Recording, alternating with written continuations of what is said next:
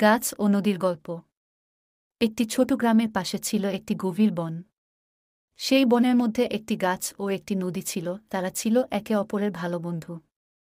গাছটি ছিল অনেক পুরানো ও শক্তিশালী, আর নদীটি ছিল তরুণ ও সদা প্রবাহমান।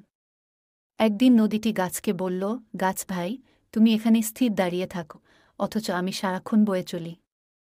আমার জীবন অনেক উত্তেজনাপূর্ণ। গাছ এসে বলল, হ্যাঁ নদী ভাই, তুমি ঠিকই বলেছ। তবে আমারও একটি ভূমিকা আছে। আমি স্থির থেকেও অনেক কিছু করি। আমার ছায়ায় সবাই বিশ্রাম নেয়, আমার ফল খেয়ে অনেক প্রাণী বেঁচে থাকে।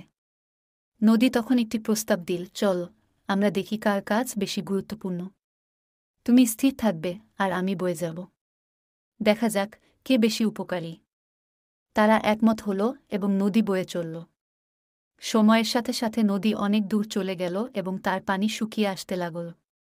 অন্যদিকে গাছ তার স্থানেই দাঁড়িয়ে রইল, তার ছায়ায় অনেক প্রাণী বিশ্রাম নেয় এবং তার ফল খেয়ে বেঁচে থাকে। কিছুদিন পর নদী বুঝতে পারল যে গাছের অবদান অনেক বড়।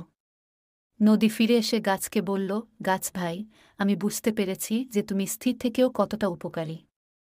আমার পানির প্রয়োজন যেমন সবাইকে বাঁচাতে, তেমনি তোমার স্থিতিশীলতাও সকলের জন্য অনেক গুরুত্বপূর্ণ। গাছ হেসে বলল, ধন্যবাদ নদী ভাই। আমাদের প্রত্যেকেরই একটি নির্দিষ্ট ভূমিকা আছে। তুমি যদি না বও তাহলে প্রাণীরা তৃষ্ণার্ত হবে, আর আমি যদি না থাকি তাহলে তারা আশ্রয় ও খাবার পাবে না। আমরা একে অপরের পরিপূরক। শিক্ষণীয় মর্ম। এই গল্প থেকে আমরা শিখি যে জীবনে প্রত্যেকেরই একটি নির্দিষ্ট ভূমিকা ও গুরুত্ব আছে।